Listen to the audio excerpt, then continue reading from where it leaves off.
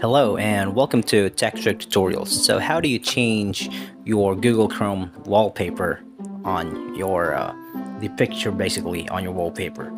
So it's very simple because it's basically connected to your email. So once you change your email's pictures here, you should click on here.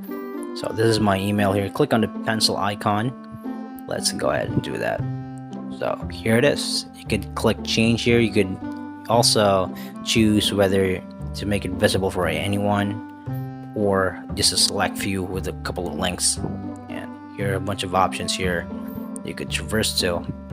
But ultimately, if you want to change this, just as long as it's on par with Google's regulations, you could remove it as well if you want, or you could change it here.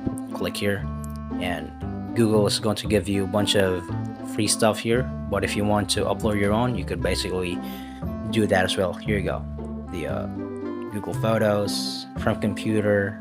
That's where you get your photos from basically. So here are the photos that you could absolutely use for free. So that's just it, guys. Thank you so much for watching Tech Trick Tutorials. You guys have a nice day.